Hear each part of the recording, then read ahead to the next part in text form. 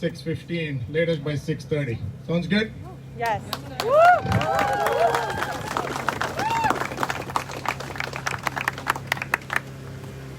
My name is Kiran Agraara. I've been a resident of Robbinsville for about 12 years now. I've lived in 3 countries and now a resident of Robbinsville. I've never experienced any kind of discrimination or any bad policing of that sort. But it's there everywhere. We see it on TV. I see it on TV. And whatever happened today or whatever happened in the last like 10 days ago was really unfortunate and uncalled for. And I'm standing in front of you, not representing any religion or faith or any political party. I'm standing here to represent one human race, the human race. We all have to treat each other with respect and dignity. And before I call on the next speaker, I'd like to end a quote from Dalai Lama, which goes like this: love and compassion are necessities, not luxuries. Without them, humanity cannot survive. Once again, thank you all. Delia?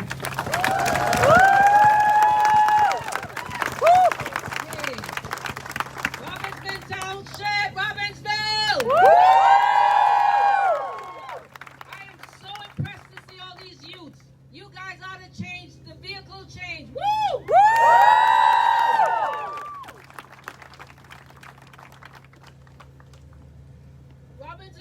Robbinsville Township, welcome.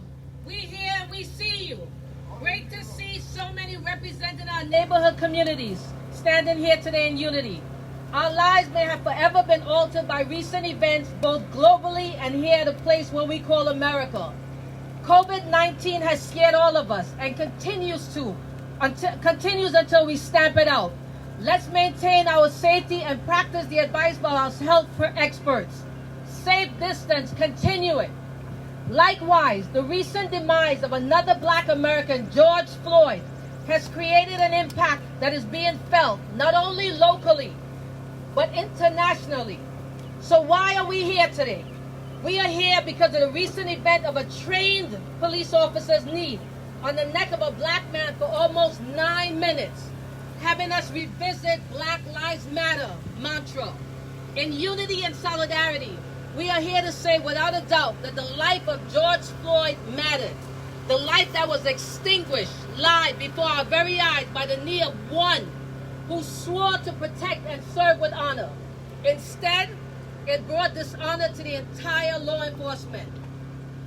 These senseless killings of people, especially of Black, brown, and minorities, must stop. Our lives matter. So once again, I ask, why are we here? I am currently an adjunct professor at Mercer Community College.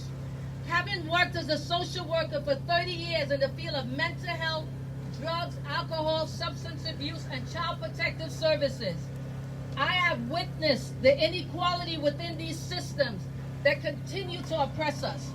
I have been forced to turn a blind eye to the very system that were put in place to help us. Within child protective services, I found myself digging for more information while working with Black families to give them services. I would put services in place which would usually set them up for failure. Many may lose their jobs trying to meet programs that were mandated. Working with white families, my main goal would be to unify the family, the children, allowing them more flexibility in meeting their requirements, making it easier and faster to have their children returned. Another example would be how complaints would be handled. Families were called to file a complaint with supervisors. White families were taken seriously as opposed to Black and minority families, they were ignored. While working as a clinical social worker with mental health, I am aware upon discharge that there are not enough services that I can refer patients to that would be sufficient to keep them safe in the community. I am usually sure that their hospitalization would be a revolving door. We say enough is enough.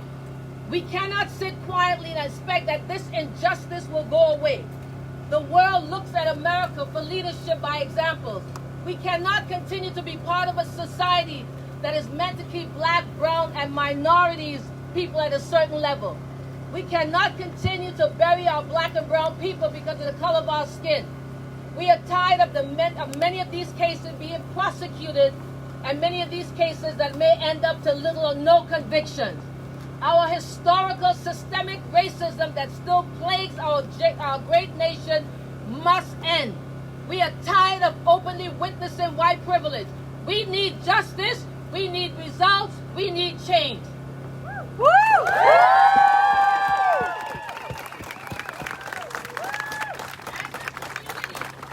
a community, why do we appear equal and not treated equally? The disparities are obvious when we view our health system, prison representation of mostly black, brown, and minorities, access to better and higher education jobs. Privilege is a word, the meaning of which does not consider color. Yet, in the Constitution, it states that all men are created equal. So, do not let this fight end. Do not let our voices fade. This is to be a conversation in our homes.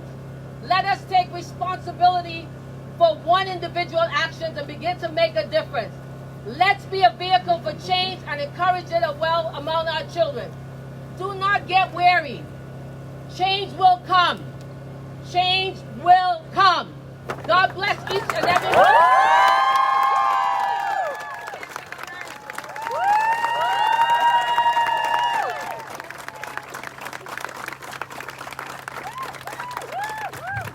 Lydia, thank you. Martin Luther King once said, "Our lives began to end the day we become silent about things that matter." So today, I choose not to be. Hi everyone, my name is Gowri, and as honored as I am to be speaking in front of you all today, I wish we were here under different circumstances. Today, we mourn the loss of George Floyd, along with every other innocent black life due to the unjust system that this country continues to uphold. We live in a society that worships hip-hop, rap music, streetwear, cultural hairstyles, and even popular slang. Yet, when it comes down to it, we don't support the people from which all this originates. People want to claim that Black Lives Matter just as much as any other life. But let me ask you, when have Black lives really mattered to our society? This country was built on the institution of slavery. In 1865, it was legally abolished. Yet, in 2020, the black man is still not equal. We fast forward to 1955, where we fought, yet again, for equal rights in the Montgomery bus boycott. Yet, the black man is still not equal. In 1964, we hoped that the Civil Rights Act would finally bring about the change that we've all been waiting for. But yet again, the black man is still not equal. And now it's 2020. A black man cannot go for a jog. He cannot buy groceries. He cannot go a mile over the speed limit without fearing for his life. George Floyd's death was the breaking point of hundreds of years of being racially profiled and socially dehumanized. How much longer must we wait till the black man's fight is finally over? How many more years of systematic oppression must he endure till liberty and justice is truly for all? Together, it is our duty to do better. We must break the cycle. I believe recent incidents have finally struck a pain so deep in all of us that people of color and those with privilege will rise up against racism in solidarity, and true change will begin. Perhaps slowly, but surely. Thank you.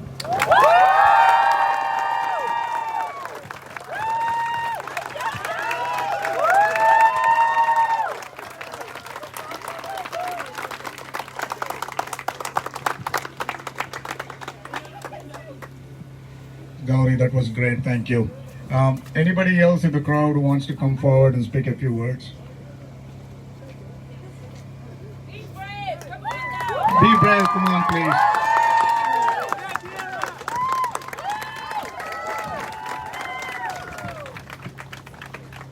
Hi guys, I'm Kiara. I have a little writing. We are human, we bleed the same, yet those in power perpetuate pain. They use their uniforms to mask their hate, trust in a flawed system to keep them safe, while those who are helpless lie in wait. Another day, another name, life transforms into a repulsive game. Fear blurs reality, fear rooted in racism. Simple tasks turn fatal, there is no mercy. As if in order to wear that badge, you had to sell your soul. You walk away unscathed by the wrath of death, while someone's child, parent, friend, lays lifeless. Cry, no tears remain. Shout, pain escapes. Resist and get shot. Sorry, I have a hand tremor. Protest for change. In a world filled with humans, a divide remains. Thank you. Yes, please. Human, yet treated less than. However, the power of the people is greater than the people in power. Judge me not by the color of my skin, but by the content of my character. We will beat this. Black Lives Matter. Thank you. That was awesome. Thank you. Thank you. Okay, great. Anybody wants to speak a few words? Come on in. Be brave. Come on.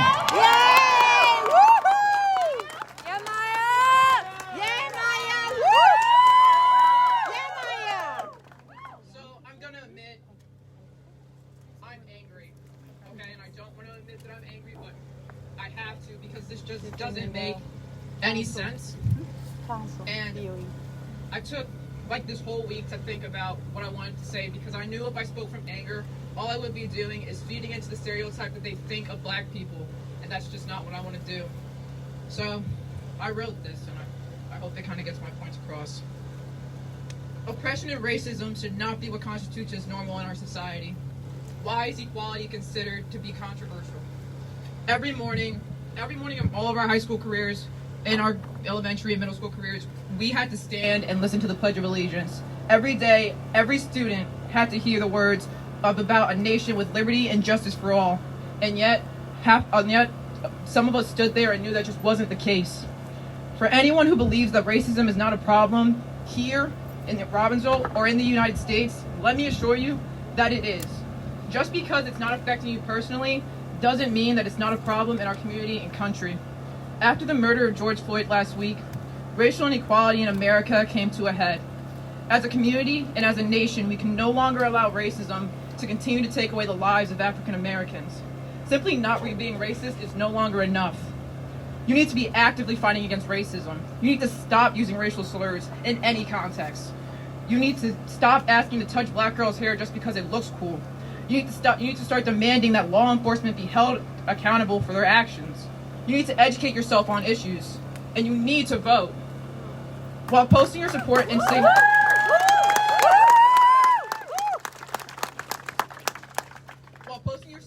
signaling and signing petitions is a good start, the real work begins when hashtag Black Lives Matter is no longer trending and 24/7 news coverage stops. What will you do in your everyday life to help dismantle systemic racism?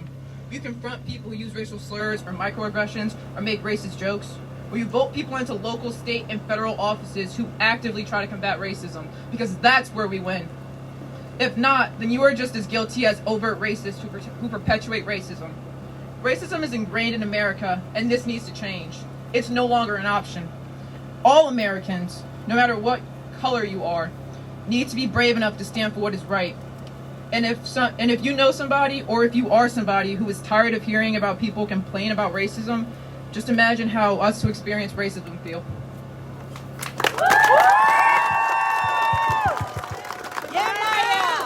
Thank you.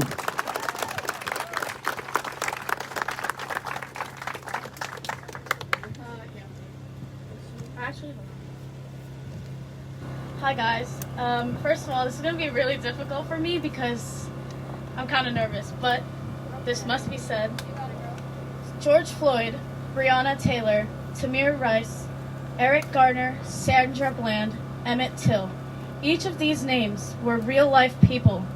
Each of these names was somebody's person, someone's significant other, family member, mom, dad, and those lives were cruelly ended by unnecessary violence. and I repeat, unnecessary. The Declaration of Independence that the colonies signed from Britain in 1776 still rings today. I see it on every bumper sticker almost every time I drive. Life, liberty, and the pursuit of happiness. We fought for these ideals, we shouldn't settle for less. Stated by stated by the musical Hamilton, which still rings true today. But history proves that this story rings true for everybody except for black people. Slavery started this nation. Slavery is how this country began. Let me remind everybody that black people were held as slaves, because people seem to not remember that. A clear violation of what our country was based on: life, liberty, and the pursuit of happiness. The definition of a slave: a person who is the legal property of another and is forced to obey them. Let it be emphasized that the mere definition of slavery says that it is legal, yet today we all can agree undoubtedly that it is not. Which let me remind you that everything that is legal cannot be right. Not everything that is legal is right. I'm so sorry. Let me also remind you that following the 13th Amendment, which abolished slavery in the United States, it caused a great uproar within the nation. The state of the country today shows how the 13th Amendment did not truly abolish slavery, but it let it live through prisons and the justice system even in the 21st century, even today in 2020. How else can you describe the racial disparities in arrests throughout the nation, even in New Jersey? That leads me to my next point. Why should danger be synonymous with melanin?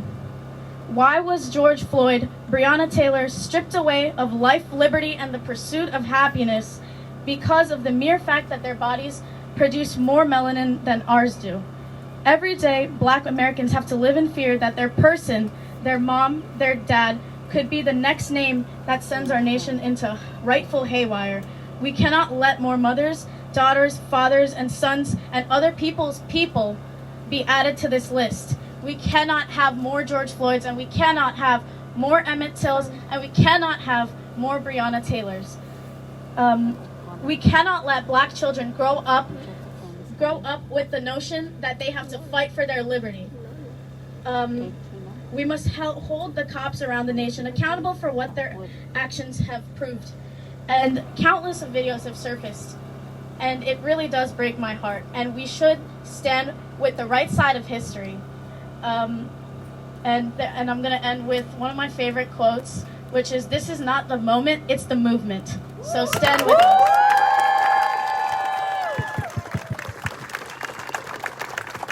Thank you, thank you.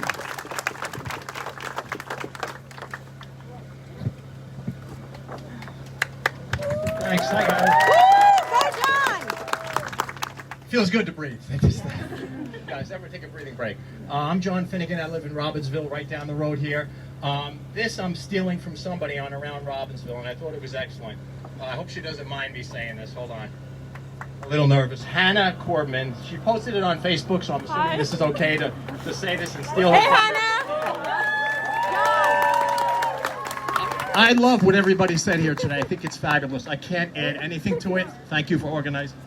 Oh, Hannah. Great job. Great job. And what I loved... What? You should go there. Do you mind if I say your words? So this is Hannah, everybody. What I love about Hannah is she made some good points on Facebook, but then she gave actions. That's what I loved about it. And I think some of my colleagues and friends beforehand, a few of them did mention it, but I think what Hannah wrote here was excellent. I'm going to read the bottom part with the suggestions. She says, "Dear Robbinsville, this issue includes us. We must act on the change. Stop the trendy Instagram posts, sign petitions, call local and state officials, demand change and justice. Donate. We live in Robbinsville. You have the opportunity to not let this town name and define you." And this is really good, what I like. If you can't get out and do things or vote or whatever the reason, a lot of us have money. That goes to good use. And Hannah lists a bunch of wonderful organizations that you can either get involved with or give money to, which is just as good. Black Visions Collective, Reclaim the Block, Official George Floyd Memorial Fund, NAACP Legal Defense Fund, American Civil Liberties Union, the National Bail Fund Network, or the local bail funds across the U.S., 2 more, the list isn't, National Police Accountability Project, and Know Your Rights Camp. Great job, Hannah. And, you know, we talked about change. It hasn't happened. The young lady said it hasn't happened in a long time. The only way we're going to do this as a white male, I think we have the minorities all working together, but I think we need a lot of white people, too, to get involved. Because if we don't, then it's still a minority. Am I wrong? I mean, it's still a minority, so we need to get more people involved. And that's going to include a lot of the white people and other races and nationalities and ethnicities. So we know the Hispanics are also unfairly treated as well. So we need to look at horizons, and I just encourage everybody to take action. Those of you who know me in town, I complain as much as anybody. But until you put an action or a suggestion for a complaint, it's just empty complaints. We'll be back here in 5 years, I guarantee it. Someone else will get killed. Someone else will have a knee put on their throat for 9 minutes. I wanted to cry when I saw that, and I know I see a lot of heads nodding. I'm shaking thinking of that video and showing it to my kids. Gets me sick. This can't happen. We all need to act. Pick one of these organizations, see one of your colleagues who know more about this issue than I do, and let's get involved and let's make it happen. There's no more. This is the end. Thank you. Thank you, Annie.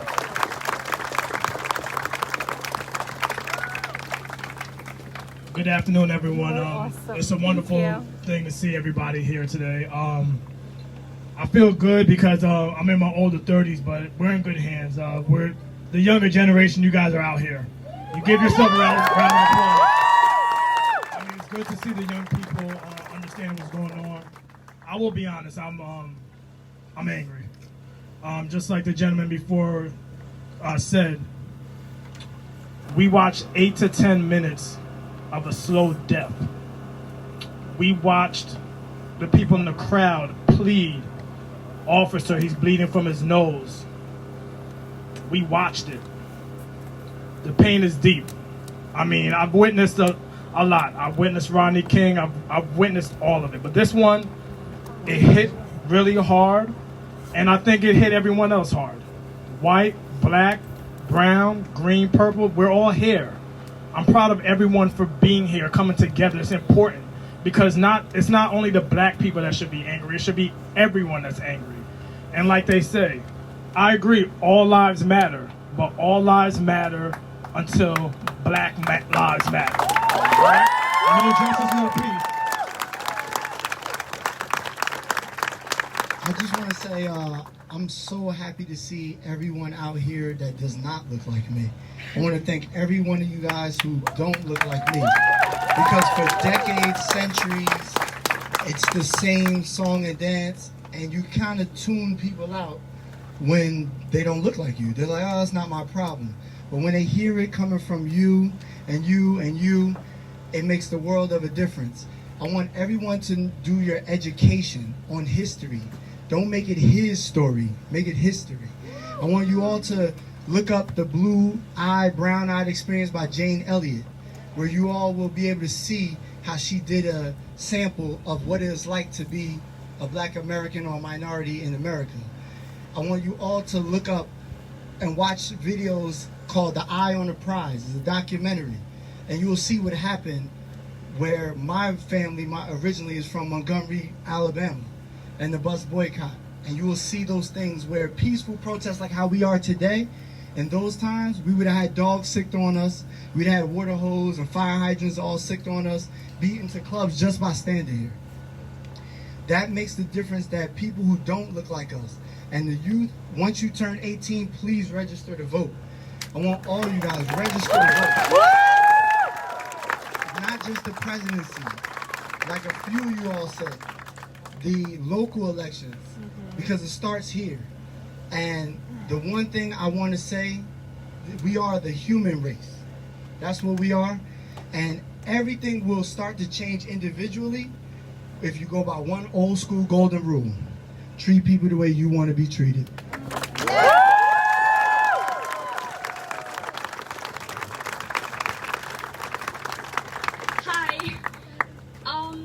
I'm Smriti Nayak, and I'm going to be completely honest, I did not prepare for this, and I don't know what I'm doing, and I really don't know much, but I do know that we all came here for a cause, and I do know that my 7-year-old brother has to be here, and he has to learn about these things happening in our world, and I do know that it's 2020, and by now we should know better. So all I'm trying to say is that Black Lives Matter, and we really need to do something. Thank you, Shweta.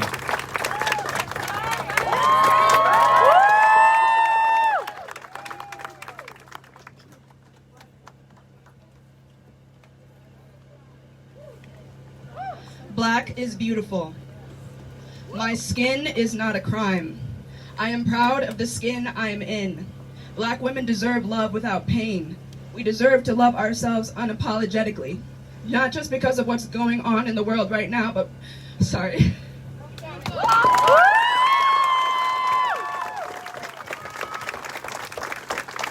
for now and forever to come, Black women always uplift one another. Everyone uplift Black women, and not just for the moment, but every day until the end of time. I'm sorry.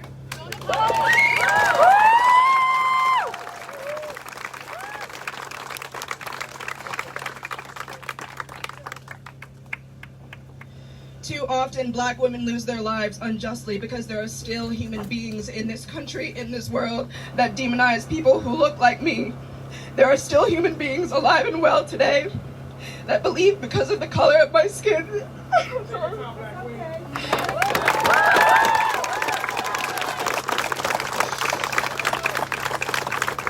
I do not belong, that I am not deserving of love, dignity, and respect.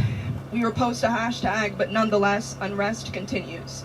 We must do more. There are many ways to make change, but unfortunately, they have not been tried by enough. How many lives have to be lost? What are we waiting for to make change? For it to be your close friend, your teammate, your neighbor, your colleague, me? What are we waiting for? While it should not matter whether or not you know the person personally, imagine if it were me. What would you then do to make a change? Thank you. Thank you. Thank you. Another round of applause, please.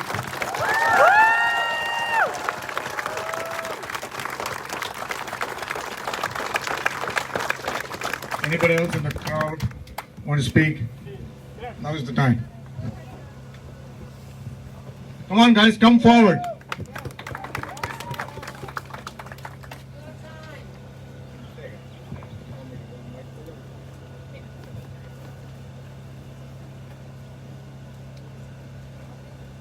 Just a minute.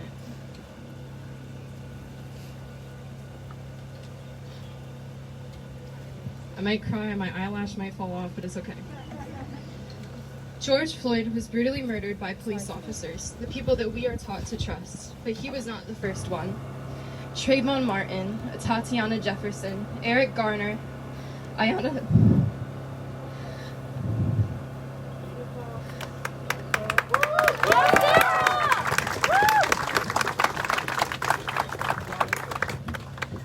Stanley Jones, Michael Brown, Tamir Rice, Chantel Davis, Emmett Till, Sandra Bland, Oscar Grant, Breonna Taylor, Janet Wilson, Pamela Turner, Ayanna Dior, who was also a victim of transphobia, and so many more. Sadly, many of these people have been glossed over and forgotten. It is clear that we have a systemic problem that we as a town must acknowledge. These scheduled events have been made in response to the recent events in the news, and cops actively silencing the Black community through police brutality, murders, and terrorization, and now by attacking protesters with tear gas and rubber bullets. Black Lives Matter is not some trend or aesthetic. Police brutality against the Black community has happened again and again and again. We say Black Lives Matter because they're the ones facing constant oppression, whereas officers can remove their badge and uniform and be safe. We must include Black Lives Matter in these Robbinsville events because that is why we are gathering, to stand in solidarity with the Black community, and if we refuse to clearly mention Black lives at these events, we are participating in erasure. We may never understand what they go through, but we stand with them and mourn with them. We need to do better by cultivating empathy, understanding, and becoming more teachable. If someone calls us out on something we say, whether it be something racist or a microaggression, or maybe we hurt someone's feelings, the first step should always be to put ourselves in their shoes, gain understanding, and empathize, whether we disagree with them or not, for that is how we make ourselves better human beings and make the world a better, lighter, more peaceful place. But Robbinsville is not free of racism. I've heard Robbinsville students throw around racial names and slurs like it's nothing. I've heard someone come up to my best friend and make fun of her for her black features. I've heard of people from this town saying despicable things to those in a relationship with someone who's black. I've watched as people from this town have laughed in the face of racism. We must speak up and call out the racists and hold them accountable for what they've said or done. We all need to educate ourselves. Whether it be books, movies, listening to others, researching, and it is not the black community's job to educate us. We need to do that. The internet exists. Myself included, there's still so much history that I don't know, and I am by no means claiming to be perfect at this. Support black-owned businesses, donate to organizations that aid victims of police brutality, sign as many petitions as you can. Let's recognize our own privilege, for that is the key to cultivating empathy. Let's empathize and be compassionate towards one another. We can do better and we must do better. There is no freedom until we are all free. Black lives matter. Black women's lives matter. Black, lesbian, gay, bi, trans, queer lives matter. And I want to end this with a quote which might be surprising because I've mentioned the gay community. 1 John 2:9 says, "Anyone who claims to live in God's light and hates a brother or sister is still in the dark. It's the person who loves a brother and sister who dwells in God's light and doesn't block the light from others. But whoever hates is still in the dark, stumbles around in the dark, doesn't know which end is up, and is blinded by darkness." Thank you.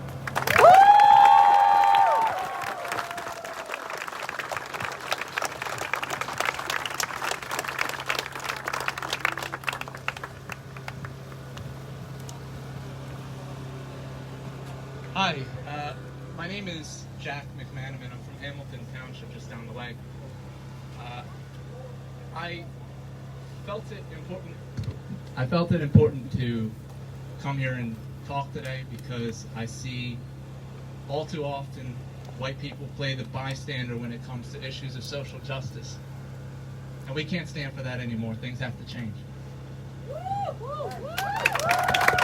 And if there's anything that we learn from what went on here today, is that there's a hell of a lot more of us here than there are of them. And I hope that this movement lasts for ages to come. I hope to tell my kids that what we did today really had an impact, but that'll only happen if we get out and vote in 2020. It'll only work if we vote out the hate that's there to begin with. I'm seeing on social media, Blackout Social Media Tuesday, and that's a great way of spreading awareness, but how about we get out and vote and we black out the White House, we black out the House of Representatives, we put more black and brown men and women in legislatures, in mayorships, and in town councils across this country.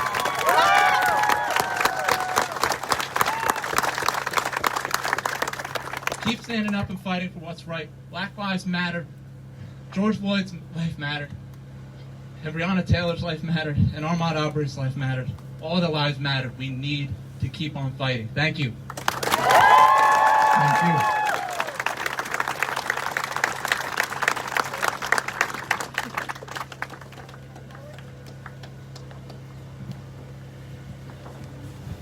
Hi, I'm Abby Moyer. This is my friend Ava.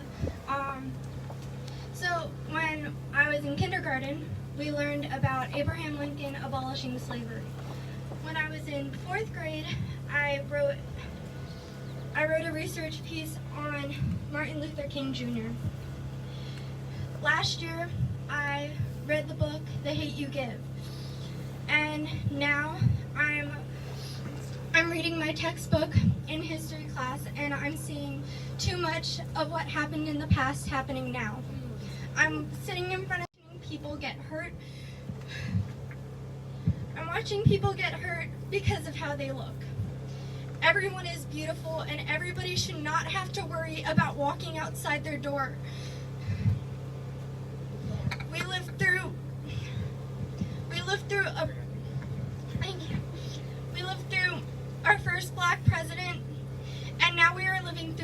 history. And we don't want to be back here in 2015, 10, even 6 months and have to live through this again. We need to get rid of this problem right now, and we need to show that everyone is beautiful and everybody should not be hurt for who they are and what they look like.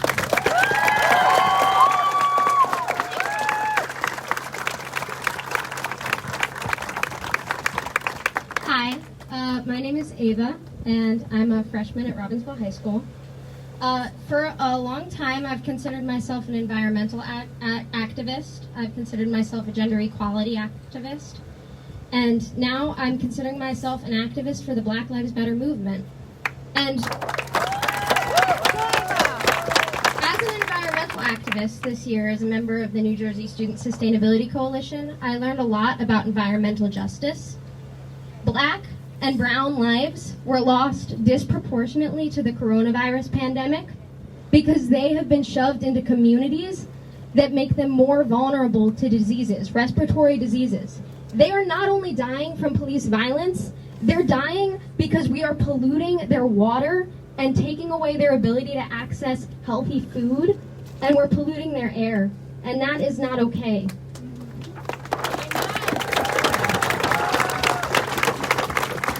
Another thing that I have to say is that I have white privilege, and that is not okay. That I can walk out and feel safe in my skin, and that other people who were born at the same time as me can't do that. They can't walk out and be safe in their skin, and that's not okay. I can stand by and listen to my classmates say the N-word all the time. And no one has ever said it to me. No one will ever say it to me. No one will ever use a racial slur against me. But if someone says something sexist to me, I stand up to it. And I have been a bystander and heard racial slurs, and I have said nothing, and that is wrong. There's a lot of young people here, and I know all of us in the hallway have heard racial slurs, and some people have not said anything. And I vowed to make sure that in the future I have to do better. We all have to do better. We have to stand up for people.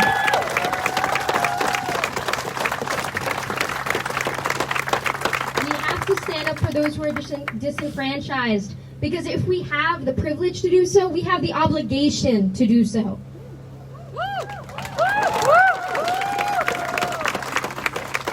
All right, thank you. That's all I want to say. Thank you, everyone. That was very kind. Thank you.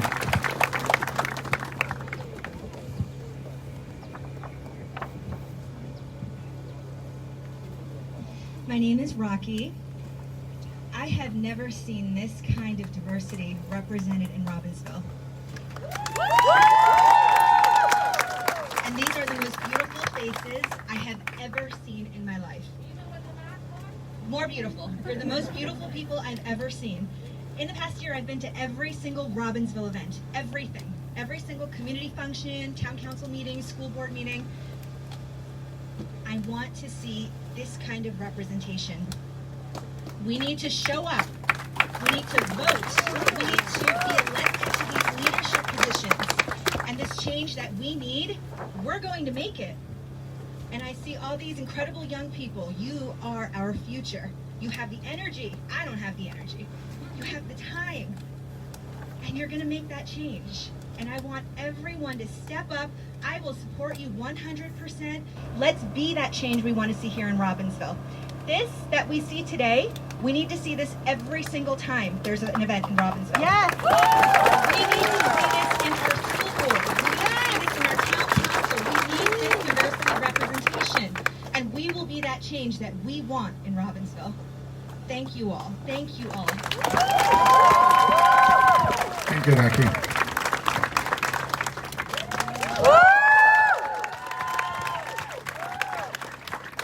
Anybody?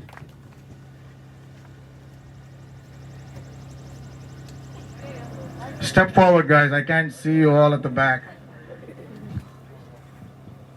I'm Johnny Blando. I just want to say this issue's been going on long before any of us were born, and if we don't do something about it besides be here, it's still going to go on for a very long time. And we're all here the protests are happening around the country because it was finally recorded. But there are a lot of times, most times, it isn't recorded, and then people are still silent. We need to be loud and make noise, even when it's not caught on video, and for decades after we're gone, and hopefully we can get rid of this issue at some point. I can't guarantee it'll be soon, but we need to get rid of it. Thank you.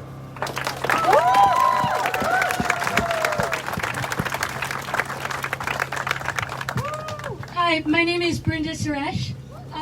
I just wanted to say a couple words from the perspective of all of the other minorities assembled here. As many of the previous speakers have mentioned, it's not enough for just the members of our black community to be here standing up for themselves. There's been a lot of backlash around the world where people are saying, oh, why are celebrities of other minorities or people of other minorities focusing on this movement? We have our own problems. That's not any kind of mentality that we can tolerate anymore.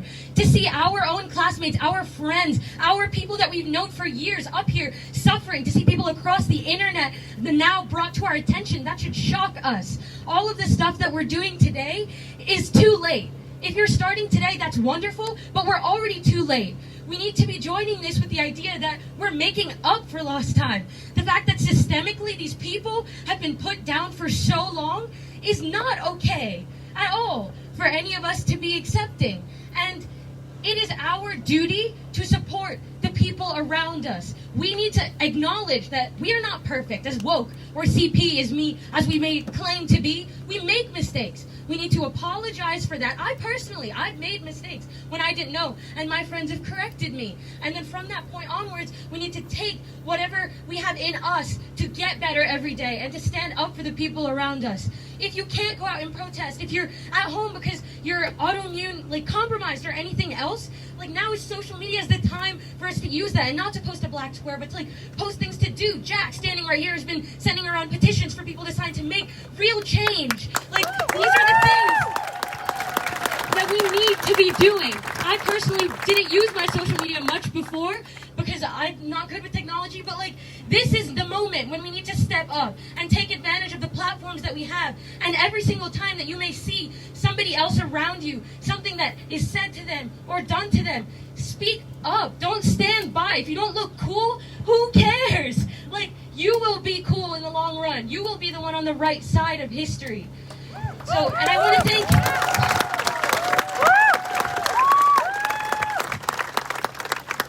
thank everyone as well for coming out today and being around like this, because for us having family and siblings who have been at Robbinsville before, it didn't used to be like this. Any sort of movements like this used to be shot down, put down. It's impressive and amazing and wonderful that we're all gathered out here today, but this can't stop in the next week. This needs to keep going. Thank you all, and Black Lives Matter. Thank you, Brenda.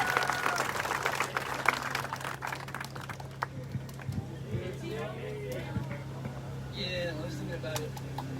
Hello, my name is Tino Gonzalez, and I've grown up in Robbinsville my whole entire life. It wasn't until I had to see people killed on TV, friends in my other college who weren't as lucky as I was to live in a community as the one I'm in right now, to hear that they had to worry about police killing them, crime in their city. It's terrible. So I'm going to challenge you guys today at the end of this. I want you to do 3 things. Educate yourself. Know who's in your community. Understand where the racism lies. Find yourself accountable, right? What am I going to do today to stop the spread of racism? Am I going to hear a racial slur and say something and stop them and educate them based off of what I know? Or am I going to just let it sit there and rot and keep developing? Because it's not time for that. You know what I'm saying? We need to do it with love, though. As much as we're angry right now, we don't understand other people's perspectives, and we try to dig deep into their shoes, do it with love, compassion. Understand that, your brother or sister might have to go through the exact same situations when they grow up.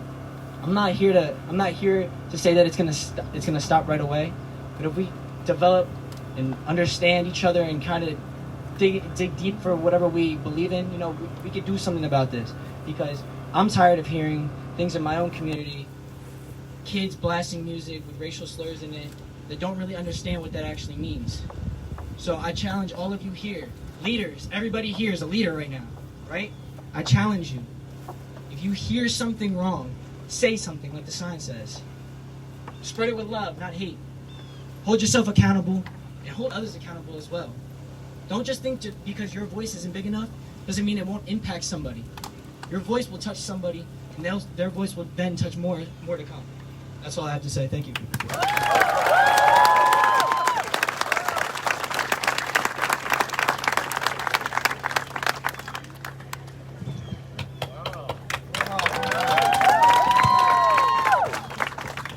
Hello, my name is Priyanka and I'm from Sharon Elementary School. So when I was in kindergarten and first grade, we learned about Martin Luther King and Rosa Parks. We learned from them, and lots of us have books, documents, and speeches from them. And they tried to change the world, and we should appreciate that. Lots of people, they just don't appreciate that black lives, sorry, they should be treated like everybody else.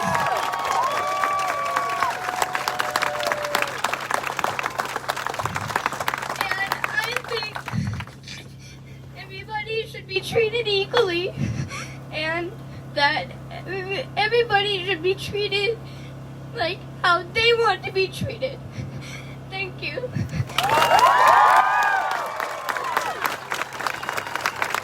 So we should not have our kids growing up like this. They should not. It was very emotional, right? So, Delia wants to share a story which happened in her personal life. I'll hand it over to her. I know I spoke earlier, but this time I'm taking off my shades so you can see who it is. What I'm going to say is coming from a mother of 3 black sons that we grew up in New York City. So my role as a mother would tell my sons how to respond when the police stops them, what to do, where to put their hands, be respectful, make sure you don't answer. I would say make sure you don't have someone in the car, find out what's happening. And we would go through these drills that, truthfully, many of you don't have to if you're white. But I had to go through this drill with my sons.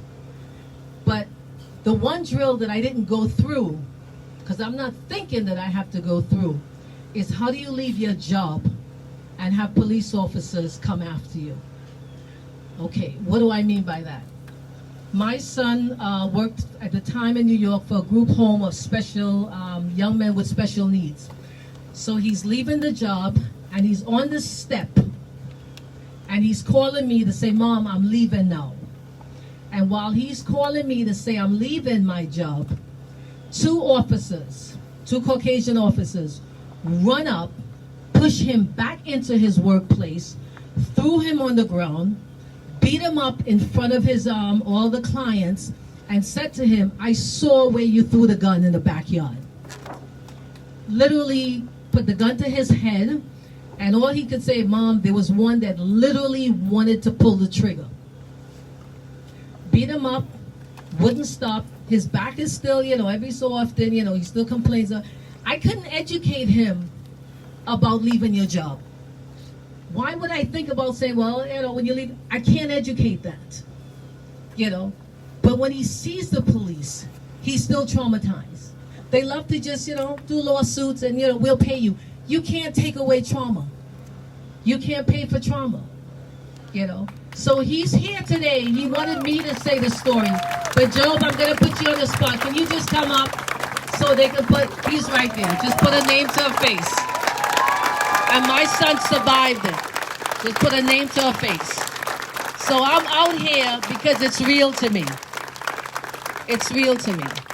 Thank you. Thank you, Delia.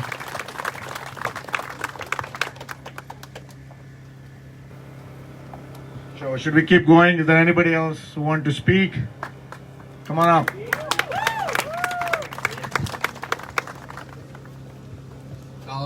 We both didn't have anything to say, but we said if we go up together, we'll just kind of give some words, some stuff that's been in our head that we kind of just want to get out. Basically, what I want to say is if anyone ever tells you that there isn't an issue, just know that we have been doing this for 60 years. People have been fighting for 60 years. The issues obviously have changed. 60 years ago, people were fighting to be on the same side of the bus. People were fighting to drink from the same water fountain or to go to the same schools. And now here we are in the year 2020. It's kind of sad to say. I mean, when I was a kid and I thought of 2020, I would think of flying cars, a futuristic city. You know how that goes. But here we are fighting for George Floyd. What disgusts me is the fact that it took millions of people worldwide protesting to get temporary justice. You had the officer who went by the first name of Derek. He was arrested 4 days after George Floyd was murdered. And it was live on video for millions to see. 9 days later, it took the other 4 officers who stood by and watched and let everything happen. Now, I hold myself to a standard and I hold other people to a standard.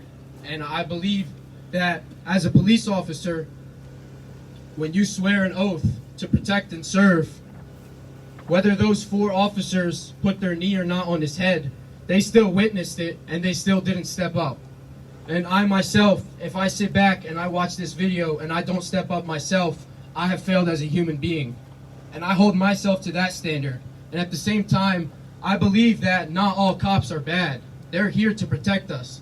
As a kid, I've always wanted to be a cop. Now, I didn't pull through with that, but I still have respect for cops. And cops should be held to a set of standards where that if they witness something and they don't step up, they have failed. And we should be able to hold them to those standards, to step up when they see injustice or they see violence or corruptness happening right in front of them. As a cop who swore to protect and serve the community, a quote I always see is, "What happens and who do you call when the murderer is the one who's wearing a badge?" Now just think about that for a second. Who do you call? And as black people, they live in this sad reality, is that they can walk out and they can be murdered. Who do they call when the person is wearing the badge? When the person who swore to protect you is the one who killed you? So I think a lot of people have said the same thing. We should not let up. This is more than just George Floyd. George Floyd will not have died in vain. Don't get me wrong, but this is more than just George Floyd at this point. We shouldn't let up. We should continue to let our voices be heard so that when our kids ask us, "Hey, Dad, what were you doing in 2020?" we're able to say, "Oh, I was on this side of history."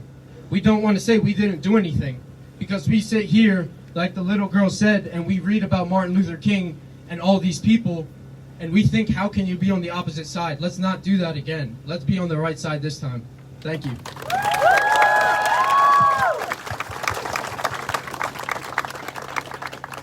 Hi, I also was not prepared to talk tonight, but I'm a student of educational policy and American ethnic studies at the University of Washington, so I wanted to say something very quickly to the students here tonight and the parents of students here tonight.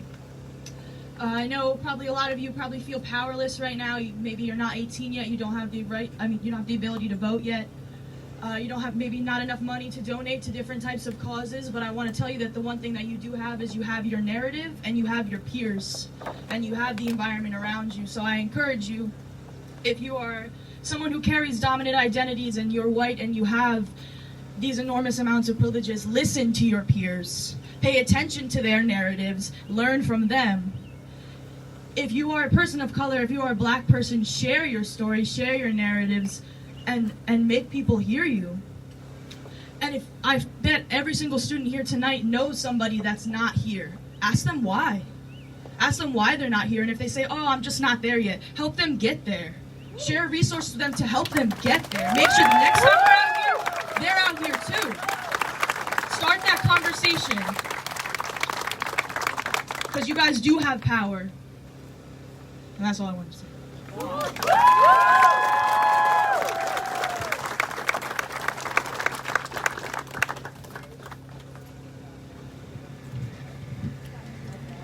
Please come on front if anybody wants to speak a few words.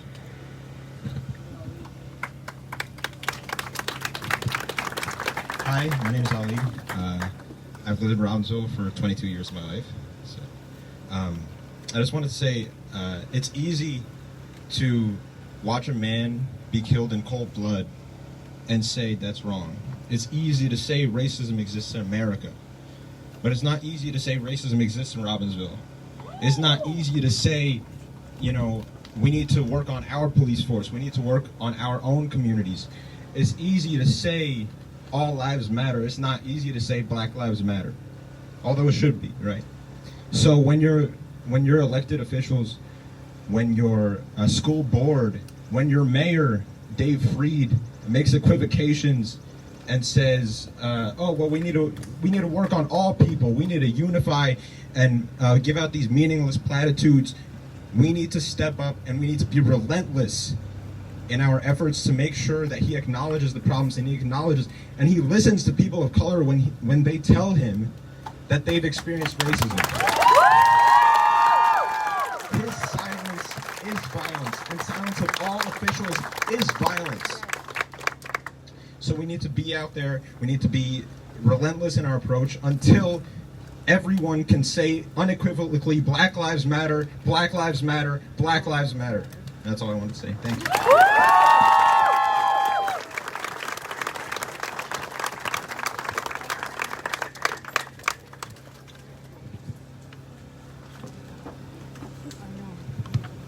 Hello, my name is Monica, and I'm a junior at Robbinsville High School, and I wrote some things down to simplify some thoughts that I've been having. I've been thinking a lot and hearing a lot, and I've been feeling a lot as others have in this past week. Among many things like hearing the unlawful deaths of many Black lives, police violence, I've also heard my own friends and people that I'm always around saying things like, this movement is useless, I don't care, I don't support it, because the way they interpret the facts appeals to them and it shows their privilege. I've heard my friends who are in support of the movement say things like, I don't want to bring this up with my boyfriend, parents, friends, fellow teammates because it will risk our friendship. And that's messed up. Like, I want to see everyone calling out their friends. I want to see everyone calling out themselves when they are not fighting for one equal human race. Regardless of our race, ethnicity, and religion, we all have a voice. So stand up to your so-called superiors, even if you're scared. Stand up to your parents who don't believe that this is a racial matter or attending a protest is beneficial. Stand up to your white friend who spends half his or her day sitting during their quarantine playing Fortnite, ignorant of what is happening right outside their door. And for everyone who's a first, second, third generation immigrant, this is not the perfect world that our families moved here for. This is not equality. Keep signing petitions, keep voting, fighting racism in yourself and those around you. Don't be scared anymore. Risk your friendships. Use your voice for future generations. The principles of equality and freedom that America was built on and Black lives. Don't be scared anymore because Black lives have always mattered and they always will matter. Don't stop fighting racism. And I remember in my sophomore history class, I heard my teacher say, you can change laws, but it's harder to change minds. Change laws and never stop trying to change minds. Use your voice because it's so much more powerful than what you believe it is. Thank you.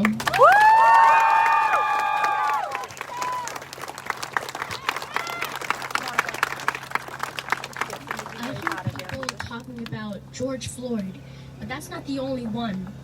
That's not even a quarter of the amount of people who have suffered from this. Black lives matter, and this isn't getting worse, it's getting taped. Thank you. Everybody else in the crowd who wants to speak out? This is amazing, guys, all the way from 10-year-old little girls, middle school kids, kindergarten kids, high school kids. This is really good.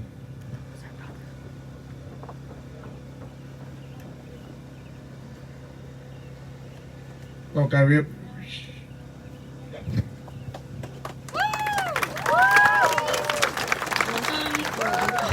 I didn't prepare for this at all. And I just wanted to say thank you so much for everyone that's out here. I mean, this is really amazing.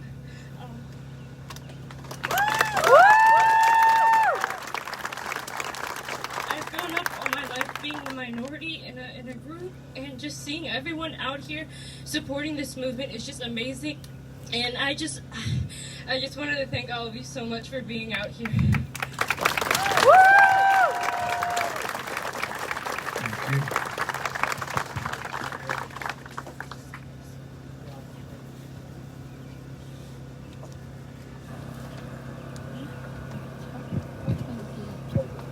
It's okay, you could go first. Okay.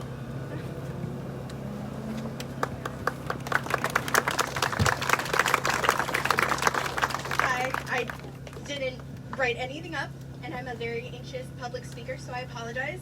My name is Kendall Johnson. I actually just graduated in December as an education major. I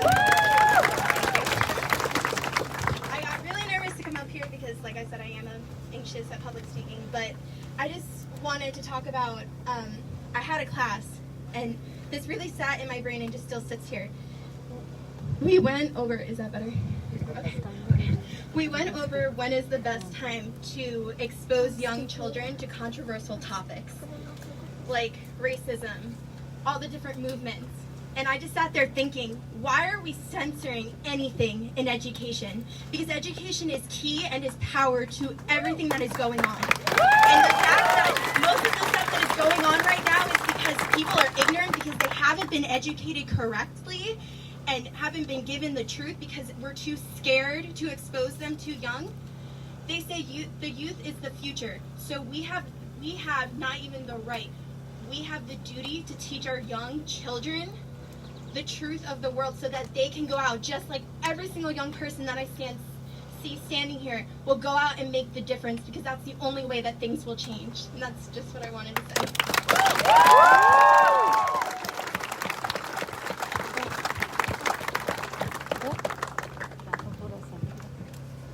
So it's 15 minutes after 6, so we're going to wrap this up. Unless anybody has to, anybody wants to speak, please come forward.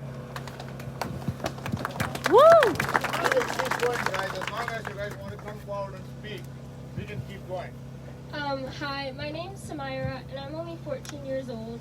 I've not been in this world for a very long time, but I've learned from the very beginning that we're all born with our voices. We all have the freedom of speech, and why not use it? Use it to make a change in the world.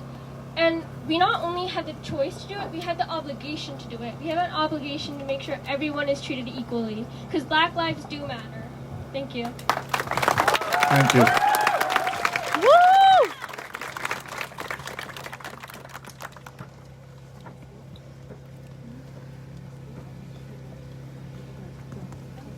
Anybody want to come forward?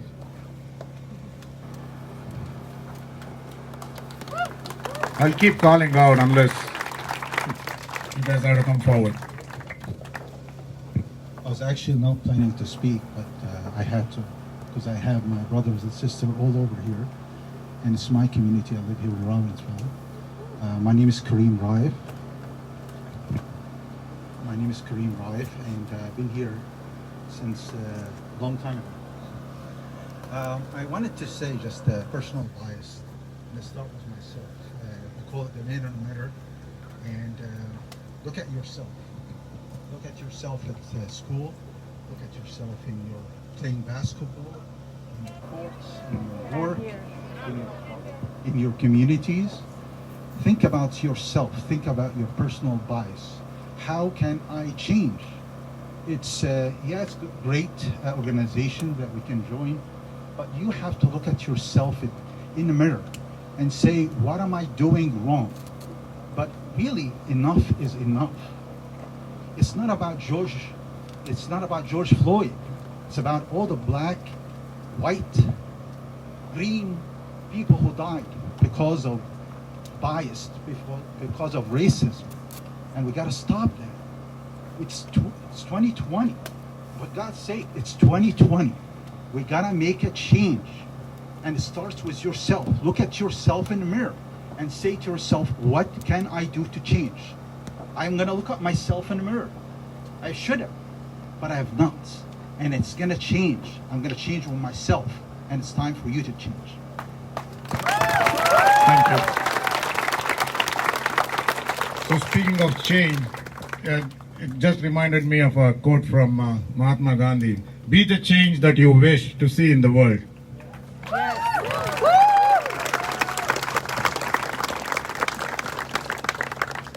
Anyone else who wants to speak?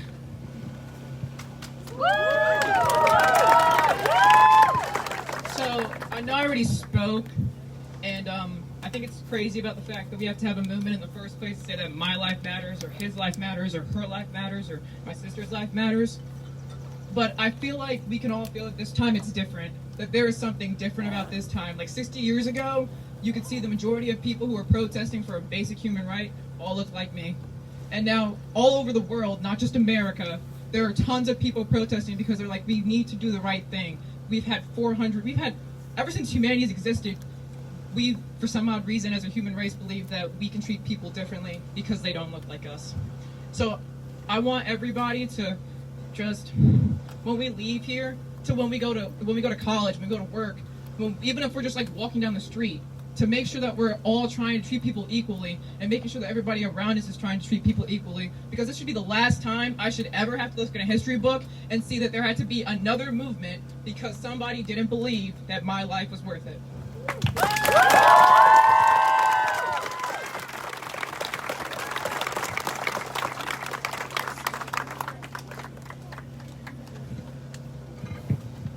Hi, my name is Michael.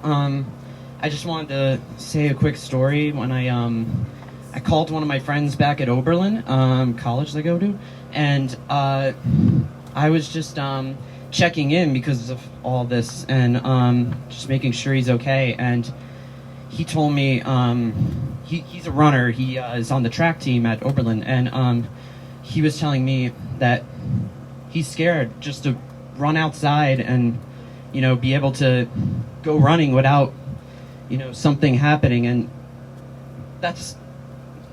I can't believe that it's 2020 and that's still happening.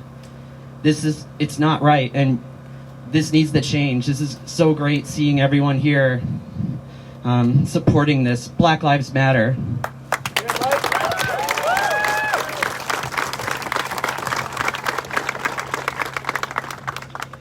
Okay, guys, don't stand in the back. Please come forward if you want to speak. You still have some time left.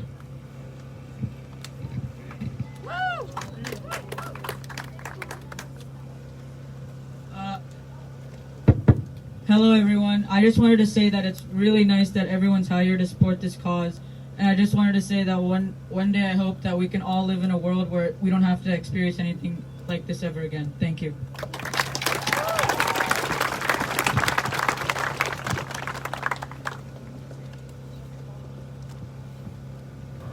Hi everybody. I wanted to let the parents and teachers know, and the kids know, that uncomfortable conversations are necessary.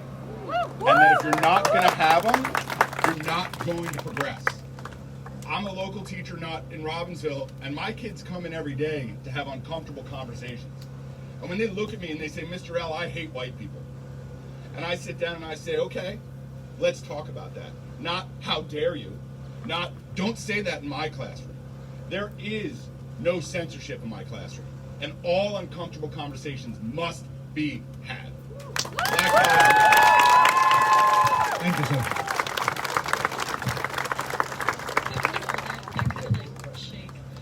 Hi everyone, my name is Gretel and I'm a current rising senior at Ithaca College in New York. I've been using my social media platform a lot to talk about police brutality and what the criminal justice system history is.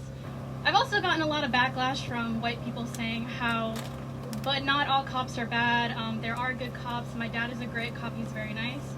And this is just something I'd like to share that I responded with. Thanks for reaching out. Thanks for reaching out. I hear what you're saying 100%. I'm not here to fight with you. I'm agreeing that there are men and women who are nice and friendly and genuinely want to serve their communities as police the right way. I personally know cops myself who are nice human beings. I also understand many people of color join the police force because they want to protect their own communities of color. As a matter of fact, last semester in Ithaca, I marched in solidarity and attended a protest in City Hall with black students from my school for a black woman police officer and she was fired from her job because she herself pointed out how her supervisors were racist towards her and other black officers. So don't think that I hate these friendly individuals who choose to be police officers. As I've mentioned several times, I agree that there are friendly cops, and that's great. But the point isn't about how nice these people are. This is about how the police force as an institutional system was founded as an anti-black job to keep slaves on plantations. It was a job formerly known as the Slave Patrol. Fast forward to the 13th Amendment and the War on Drugs, where the political systems began to become the modern criminal justice system we have today. I'm not mad about individual cops. I am disappointed that people do not understand what the police force's history is. I am disappointed that we are falling under the pretense that the criminal justice system is here to keep all Americans safe and establish order and justice when that is clearly not the case at all. There is no coincidence that a majority of the populations in prison are black people than brown/Latinx people. There is no coincidence that there is more gang violence, economic hardship in black and brown urban communities than there are in white suburban areas. Since slaves were released, there have been numerous accounts of the government attempting to extend slavery and black oppression without making it so blatant. This again includes establishing the police force that we know today, the court systems, prison, and so on. I do not care that there are nice people, I do not care that there are nice police officers, even though I know a few myself. What I do care about is the people that are willingly choosing to continue to uplift this abusive power that clearly does not serve all people. If you do not believe me, take a look at what is happening today. There are black people on the streets saying fuck the police because they have seen at first hand what the police is capable of, how many black people have died at the hands of police, and what the institutions stand for as a whole. Black people are literally begging this society to stop killing them, and there are people saying, but, ... The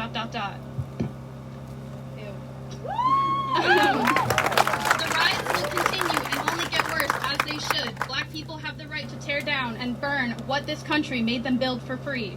If you want to read more on the police force as an institution and understand why I'm mad about what I'm mad about, there's a lot of good reads in my bio that are PDFs written by scholars about police being a violent institution. Read up if you don't believe me, but please inform yourself before you stand behind an all lives matter mentality.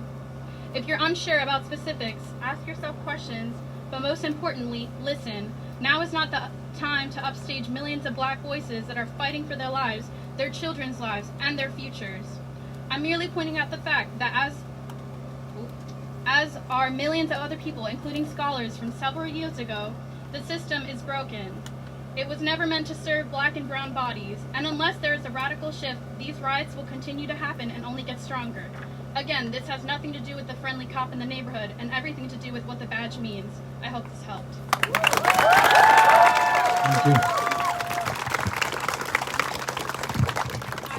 So, my name is Chandler. I'm a criminal justice major at Towson University, which is a school right outside of Baltimore, Maryland.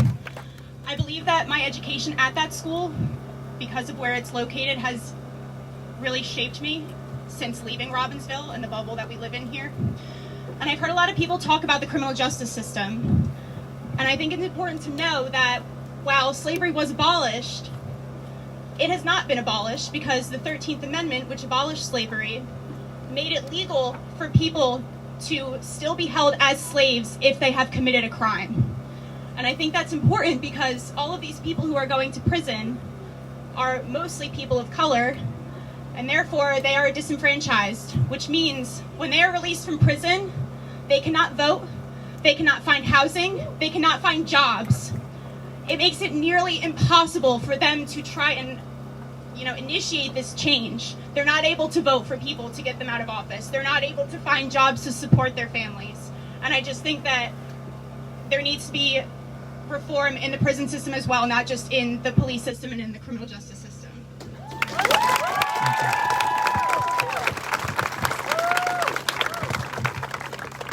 Hi, I just wanted to say really quick that racism is also a learned behavior. It's rooted in ignorance and hatred. And from a young age, when we're little, people that came before us that are racist instill those values again, and then they grow up to be the people that we're all here trying to combat. I remember when I was young, I was in preschool, and it was just something as simple as playing house. And these little white girls that I was friends with, they told me that I couldn't play house with them because I didn't look like them and because I was dark and there was no way that we could be a family. How could you possibly want to instill those values in someone so small when they're supposed to be the people that grow up and change the world? People say that there is power in the youth. Youth is powerful. We need to educate the youth before they can change the world. Also, Black Lives Matter, there are no ifs, ands, or buts about it. And I remember someone told me, I'm a senior in high school, I'm about to go to college. They said, oh, your only shot at getting into college, a really good college, is because of affirmative action. As if I would somehow get a pity acceptance because I'm not good enough. Because of what? The color of my skin? That is absolutely unacceptable. And I would like to say to that person that told me that, I am a talented young black woman and I am going to Brown University next year.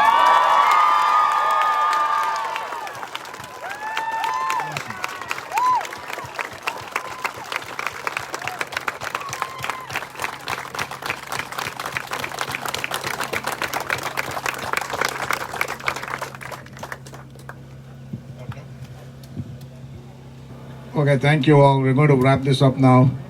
I'm calling on Joanne to speak a few words and wrap this event up. Thank you all for coming.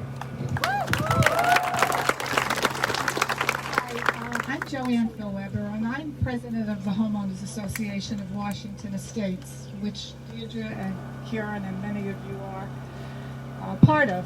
And I just want to say my heart is filled with so much hope listening to the young, the middle-aged, and I'll never say old, but mature. And what I wanted to say was so much of what each one of you said. It all begins with us as individuals. And at the end of my remarks, I'm going to share with you one or two stories where the young lady has the sign, privilege is not about what you've gone through, but what you haven't had to go through. So as a white, I am pretty privileged because I haven't had to go through what most of you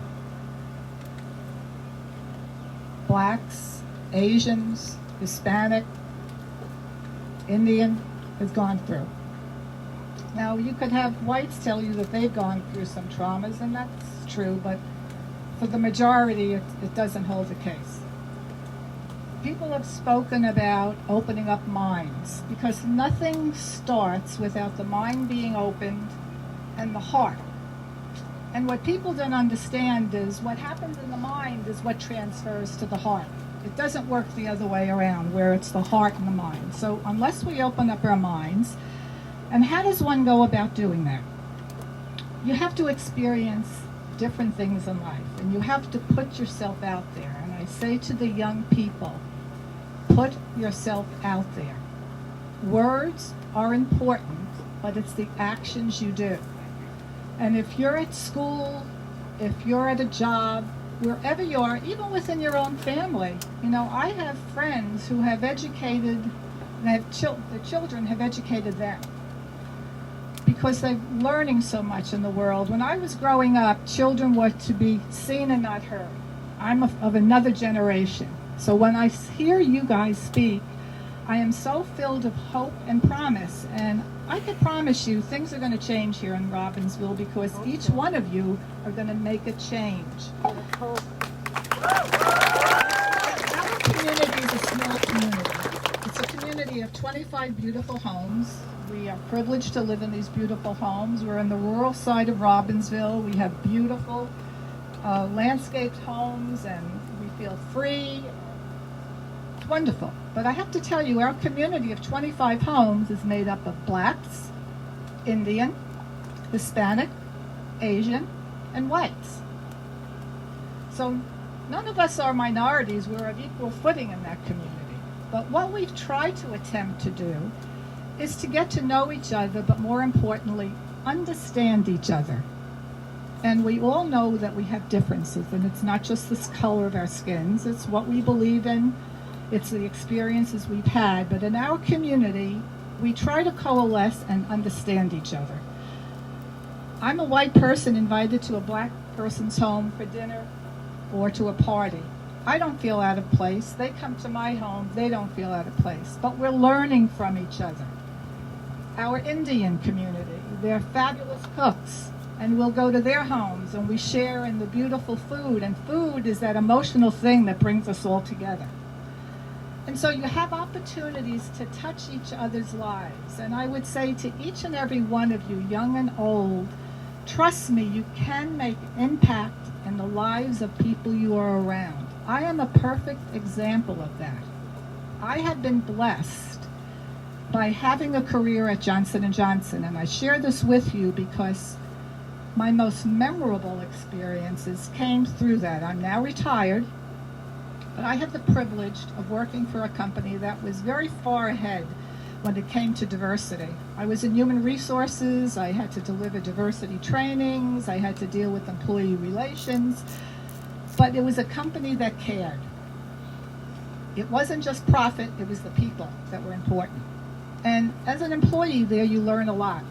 But what I did learn very early on in my career there was to put yourself forward if something interested you. So I was always a curious learner. I say I'm a willing student, and as long as anyone has the patience to teach me, I will try to learn. And I was handling an event for Black History Month in the Johnson & Johnson company I was part of. And it was a very successful event, and someone at corporate called me and asked, would I like to join a task force there? And I hesitated, and then I thought, no, this may be an opportunity. And they said, we understand you did X, and we'd like you to share what you did. So humbly I went, and I met an incredible group of people, and I honestly was the minority. Because the group of people for this task force were the people that ran the Johnson & Johnson exhibit booths at the NAACP, the National Urban League, and the National Council of La Raza, which is a Hispanic organization. And they were looking to make some changes. These exhibits, once a year, in the summer, corporations and government agencies would come together and showcase their services and products of their companies. And it was, of course, to the minority communities. And everything was called minority conferences, minority, and it was just a very degrading name. So when this task force came together, we decided we're going to be calling it Communities of Diversity, because we needed to have more white people involved. To many of your points, it's not just the black that have to take the banner, we all do.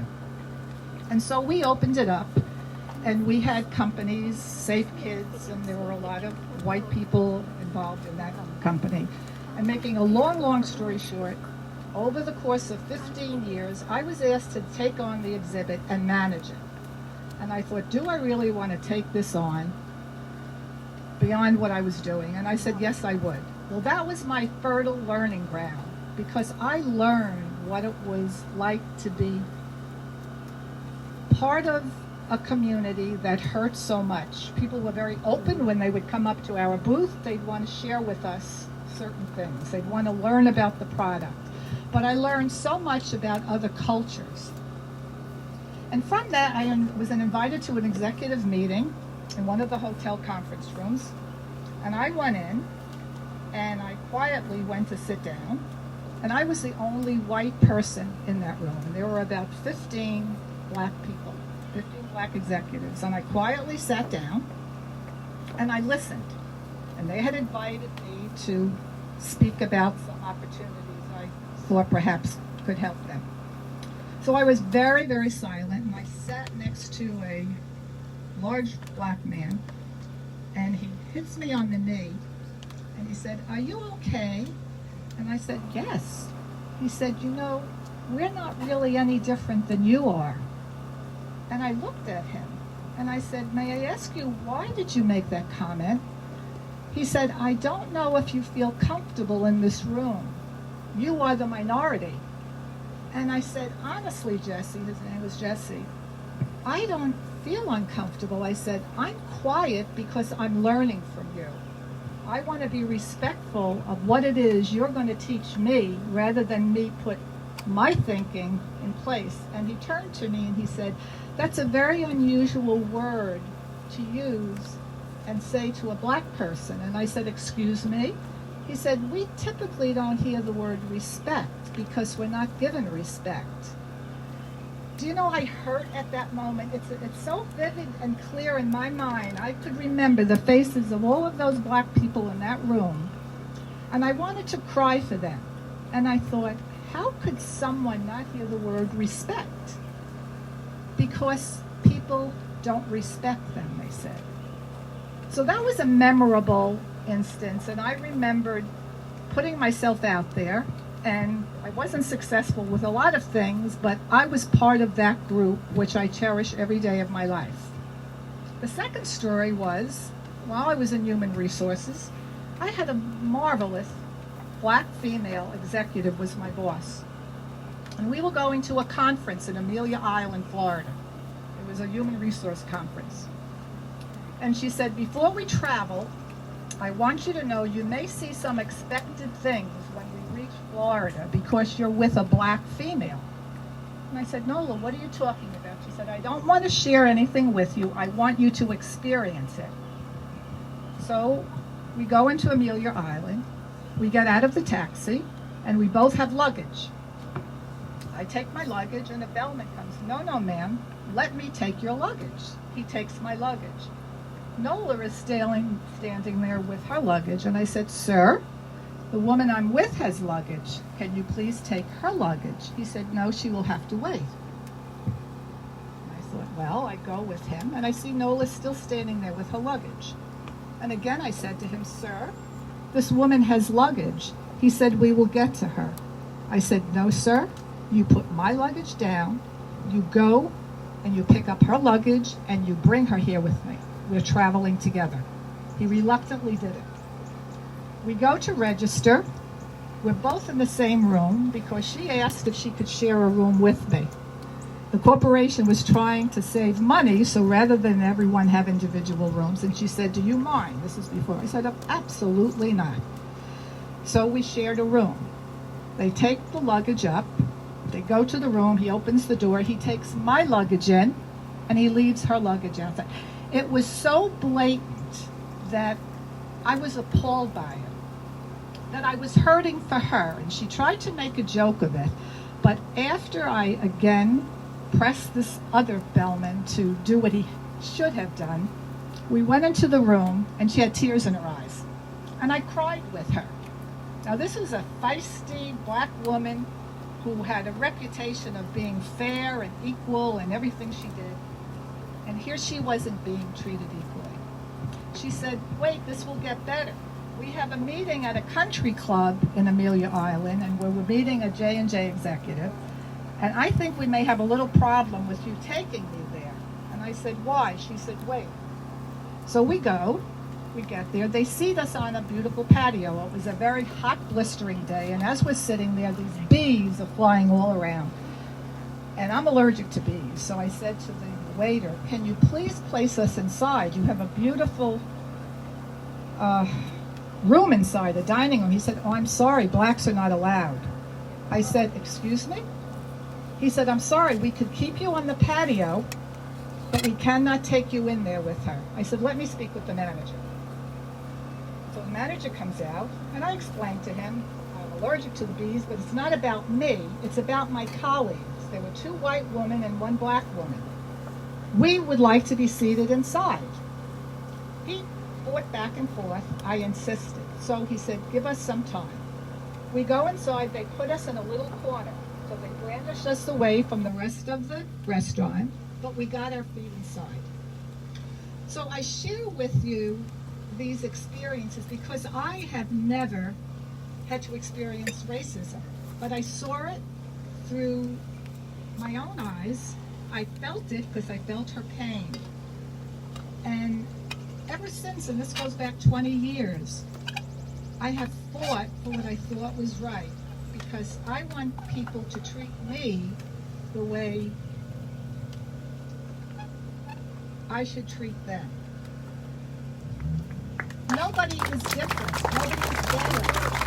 I share that with you because when you go into the work world, you're going to see many different things. And I would say to you, get on every committee, get on every task force, make your voices heard, because the world is at your feet. The youth today are the ones that are going to make the difference. So we want our children to have a better world. You want your children to have a better world. And it's all because of each one of you. So when I look around, I think of us each as little pebbles. And we're each a pebble that can make a drop in this big old ocean. And then when you take those pebbles out of the ocean, we can form a big rock. Because all of these little pebbles become that big rock. And wouldn't it be beautiful here in Robbinsville if we could have that rock of solidarity? If we could have a foundation that we can work from. So this is the beginning of the pebbles here. So we expect a lot out of each one of you. And I have faith and hope in you because you've all had the guts to come forward, to speak from your heart. And that's where it starts. It starts, well, I should say it starts up here. You bring it down here and it goes out into the community. I say peace, love, and we have to do away with racism. And I love you all for supporting us and making us better people today, for all that you've said and done. Thank you, Joanne. We have one more Robbinsville High School. 9th grade, Nida. She wants to speak a few words. So, I grew up in a world where racism is normalized. I grew up in a world where if I wore my hijab outside, I will be stared at. I grew up in a world where I had friends who are black, white, brown. No matter where they're from, they all think that because of my skin color, because of anyone's skin color, they can treat people differently. In the 2nd grade, I had a friend who was black. It was Halloween, and we were all sitting together in a circle. We were drawing ghosts. Ghosts in movies and cartoons and anything you see are portrayed as white.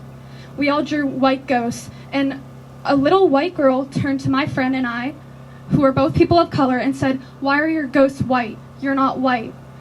And I didn't know how to reply to this because I was barely 5, maybe. I don't know how old I was, but I can't believe I have to stand here today and say that racism still exists. I saw, like maybe a week ago, a kid I know said, "Why are we acting like it's 1950? Racism doesn't exist." Yes, it does. For 60, 70 years, we've been fighting for our rights. We still do not have them. We live in a world where if you're black, you're portrayed as someone who's loud, angry, mean. We live in a world where if you're from Asia, you have to be smart, you have to be quiet, you have to do whatever it takes. We live in a world where no matter where you're from, you're judged. And I can't take it anymore, and neither should you.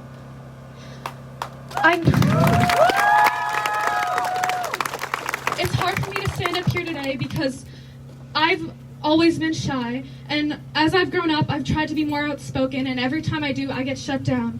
I've had friends who are white who say the N-word constantly. I've told them to stop, and they do not. I have friends who are not of the LGBTQ community who use the F slur. I tell them to stop, they do not. Racism, homophobia, all of this still exists, and we need to fight back against it. Every person here matters, no matter your race, no matter what. Everyone matters, but Black lives matter. When they matter, that's when all lives will matter. Do not say all lives matter until Black lives matter, until brown lives matter, until everyone matters, all lives do not matter. Thank you. Thank you, Nida. Okay, thank you all. It was thank you for showing out and showing up and participating in this peaceful march. We'll keep it going. Like somebody said, this is not going to end here, right? So there's social media. You can voice your opinions there, and we'll keep this going. Thank you all. Good night.